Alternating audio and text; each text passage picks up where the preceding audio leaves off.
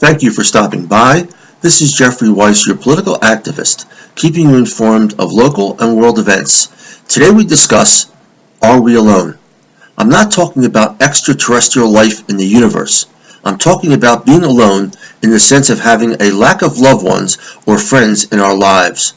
Loneliness is not measured by the number of friends or social contacts a person has, but a state where a person has fewer social contacts and meaningful relationships than they would like.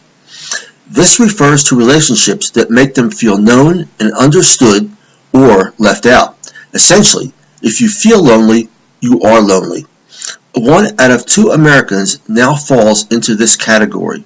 13% of people in the study said there were 0 people who knew them well. Studies in other developed countries found the same levels of loneliness. In England, 41% of people said the TV or their pet was their main source of company. So important was the issue that the country appointed a cabinet-level minister to address the problem. In Japan, a study found that more than 500,000 people spent at least 6 months at home with no outside contact. A 2010 study found that loneliness shortens a person's life by 15 years. Loneliness also increases the risk of heart attacks, stroke, and cancer. Lonely people are more likely to suffer from insomnia, depression, drug abuse, and cognitive decline. Just as hunger encourages people to seek food, loneliness encourages people to seek companionship. To encourage these behaviors, the body produces the stress hormone cortisol. In small doses, cortisol makes people more alert to danger. But if the body is exposed to cortisol for long periods of time, it can lead to high blood pressure, increased inflammation, and a weakened immune system.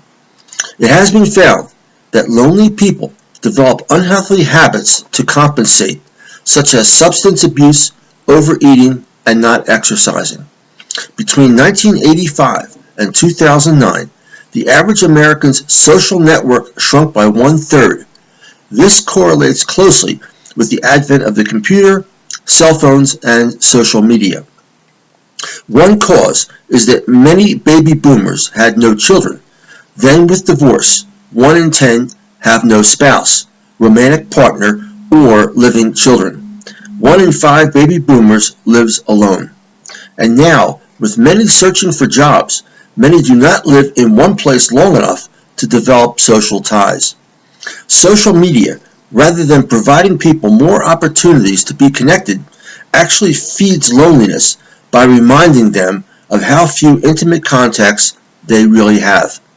In one study, Americans ages 19 to 32 were twice as likely to report feelings of loneliness. What to do? First, recognize and accept your situation. 2, make a plan of how to fix things. 3, bring at least one person into your circle. Tell them your concerns, ask them for input, and their thoughts on a course of action you have laid out. Report to them on a daily basis. If my articles interest you, please use the link to check out my website and books. Thank you very much.